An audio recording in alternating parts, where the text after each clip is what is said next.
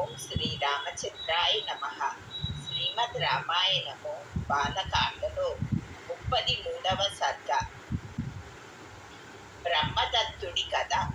100 మంది కూతుళ్ళు తండ్రి పాదాల మీద వాలారు. తండ్రి, ఇది గాలిదేవుడి పని అంటూ ఆరంభించారు. సర్వాత్మకుడతడు. మమ్మల్ని చూసి విరగబడ్డాడు. అశుభమని అయినా సంకోచించలేదు, అధర్మమని అయినా అనుకోలేదు. బలత్కరించడానికే పెట్టుకున్నాడు. మేం తండ్రి చాటు కన్యలం అన్నాం. మా ఇష్టం పనికి రాదు అన్నాం. నాన్నగారిని అడుగు అన్నాం. ఆయన అంగీకరిస్తే పెళ్ళాడతామని అన్నాము. ఎన్నో విధాల నచ్చ చెప్పాం. అయినా వినుకోలేదతడు. పాపానికే పూనుకున్నాడు. మా కాళ్ళు కీళ్ళు విరిచేశాడు అన్నారు. పరమధార్మికుడు కుశనాభుడు మంచి పరాక్రమశాలి. కూతుళ్ళు చెప్పిందంతా విన్నాడు. అమ్మాయిలు, మీ ఐకమత్యం నాకు ఆనందం కలిగించిందమ్మా అన్నాడు. ఇంతకీ మీ క్షమాగుణం మరీ సంతోషం కలిగించింది.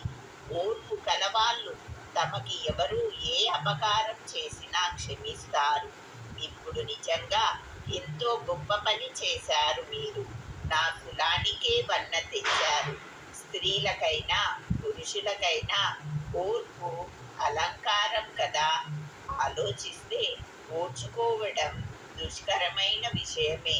అందులోనూ దేవతల విషయంలో మరీ దుష్కరం.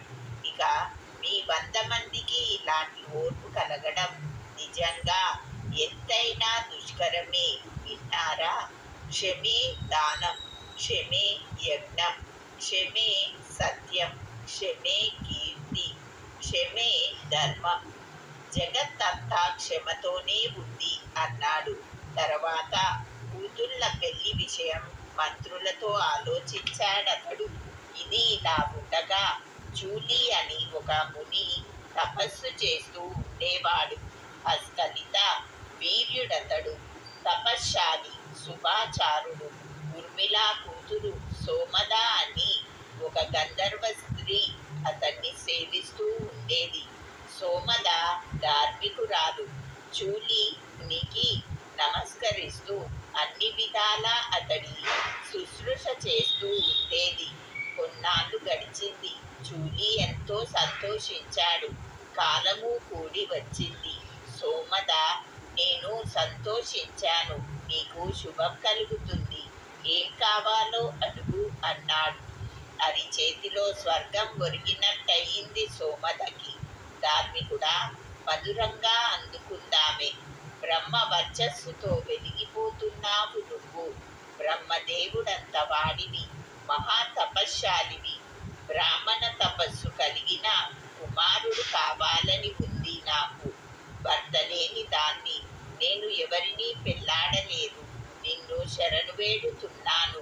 నీ తపో మహిమ చేత నాకు కుమారుణ్ణి ప్రసాదించు. నీకు శుభమవుతుంది అంది. బ్రహ్మఋషి చూలి ప్రసన్నుడయ్యాడు. తన మనసులో పుట్టిన కుమారుణ్ణి సోమదకి ఇచ్చాడు. అతడి పేరు బ్రహ్మదత్తుడు. అన్ని విధాలా మంచివాడతడు. మన కుశనాభుడి కూతుళ్ళ కథ సమయానికి కాంపిల్య నగరంలో ఉన్నాడు బ్రహ్మదత్తుడు. స్వర్గంలో దేవేంద్రుడిలా రాజై సర్వ సంపదలతోనూ తులతూగుతున్నాడతడు. మంత్రులతో ఆలోచించాడు కుశనాభుడు. బ్రహ్మదత్తుడికి తన కూతుళ్ళనిచ్చి పెళ్లి చేయడానికి నిశ్చయించాడు. బ్రహ్మదత్తుణ్ణి పిలిపించాడు కుశనాభుడు. 100 మంది కన్యల్ని అతడికిచ్చి పెళ్లి చేశాడు. వరుసగా 100 మందిని వివాహమాడాడు ధర్మదత్తుడు. అతడి చేయి తగలడంతోనే వాళ్ళ కుజత్వము బాధ వదిలిపోయాయి. మళ్ళీ ఎప్పటిలాగే 100 మంది కలకలలాడారు. గాలి బాధ వదిలిపోయిన కూతుళ్ళని చూసి పట్టరానంత సంతోషించాడు కుశనాభుడు. సలక్షణంగా వివాహం ముగిశాక కూతుళ్ళని, అల్లుళ్ళని వాళ్ళ రుచిచులతో కూడా వైభవంగా కాంపిల్య పంపేశాడు. కొడుక్కి తగిన కూతుళ్ళని చూసి సోమద సంతోషం ఇంత అంతా కాదు. మాటి మాటికి కోడళ్ళని నిమురుతూ కుశనాభుణ్ణి మెచ్చుకుంటూ ఆనందించిందామె. శ్రీమద్ రామాయణం బాలకాండలో ఇది 33వ సర్గ. 34వ సర్గ. గాది మా తండ్రి. వివాహం చేసుకుని బ్రహ్మదత్తుడు వెళ్ళిపోయాక కొడుకు కోసం పుత్రకామేష్టి చేశాడు కుశనాభుడు. పుత్రకామేష్టి జరుగుతుంది. కుశుడు కుమారుడితో అన్నాడు, నాయనా, మంచి ధార్మికుడైన కొడుకు పుడతాడోయి నీకు. అన్ని గుణాలలోనూ నీకు నీ అంత వాడవుతాడు. అతడి పేరు గాది. లోకంలో శాశ్వతమైన కీర్తి నీకు తెస్తాడు గాది. అలా కుమారుణ్ణి ఆశీర్వదించి ఆకాశ మార్గంలో సనాతనమైన బ్రహ్మలోకానికి వెళ్ళిపోయాడు కుశుడు. కొంతకాలమయ్యాక తండ్రి చెప్పిన ప్రకారమే గాది అని కుమారుణ్ణి కన్నాడు కుశనాభుడు. రామ, పరమ ధార్మికుడైన గాది మహారాజు మా తండ్రి. కుశీక వంశంలో పుట్టాను కనుకనే నన్ను కౌశికుడంటారు. నాకు ఒక అక్కగారు ఉండేది. ఆమె పేరు సత్యవతి. వ్రతపరాయణ ఆమె.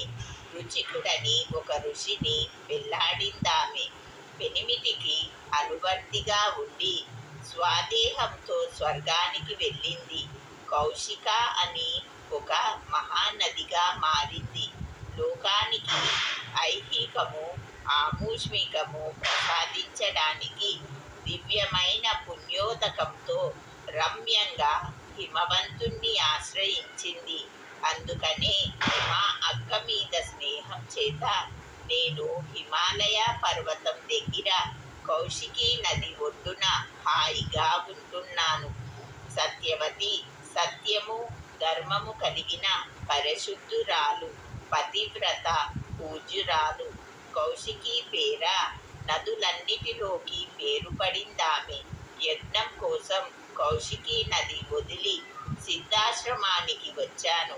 నీ పరాక్రమం వల్ల సిద్ధి పొందాను. రామ, నువ్వు అడిగిన విషయం చెప్పాను. ఇది ఈ దేశం వివరం మాత్రమే కాదు, నా వంశ చరిత్ర. నా చరిత్ర కూడాను. మన ఈ కథలతో ఎంతో రాత్రయింది. ఇక నిద్రపో. నీకు శుభం కలగాలి. మన దారిలో ఏ అంతరాయము రాకుండా ఉండాలి.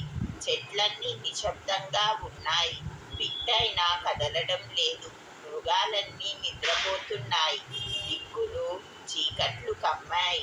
బాగా రాత్రి పడింది. వేలు వేలు కళ్ళతో చూస్తున్నట్టు ఆకాశ చుక్కలతో బిలబిలలాడుతోంది. అదిగో చంద్రుడు ఉదయిస్తున్నాడు. చీకట్లు పారదోలుతున్నాడు. చల్లని కిరణాలతో సమస్త ప్రాణులకి సంతోషం కలిగిస్తున్నాడు. రాత్రిళ్ళు తిరిగే జంతువులు మాంసం తిని బతికే భయంకరులైన యక్షులు, రాక్షసులు అక్కడక్కడ మసులుతున్నారు. కనుక నాయన నిద్రపో అని ఊరుకున్నాడు. మునులంతా విశ్వామిత్రుణ్ణి బాగు బాగు అని మెచ్చుకున్నారు. అప్పుడు ఇప్పుడు ఎప్పుడు పూజ్యమైనదే కుశీక వంశం. ఈ వంశంలో పుట్టిన వాళ్ళందరూ ధర్మపరులే, మహాత్ములే, బ్రహ్మతో సమానమైన వాళ్ళే. అయితే అందరిలోకి విశ్వామిత్రముని నువ్వే గొప్ప కీర్తిమంతుడివి. నదులన్నిటిలోకి మేటి కౌశికి నీ కులానికి మరింత మెరుగు పెడుతోంది అన్నారు. అస్త్రాద్రి వెనక నిద్రపోయిన సూర్యుడిలాగా నిద్రపోయాడు విశ్వామిత్రుడు. తమ్ముడితో కూడా రాముడు కొంచెం నివ్వెరపోయి విశ్వామిత్రుణ్ణి స్తుతించాడు. తరువాత హాయిగా నిద్రపోయాడు. శ్రీమద్ రామాయణం బాలకాండలో ఇది 34వ సర్గ.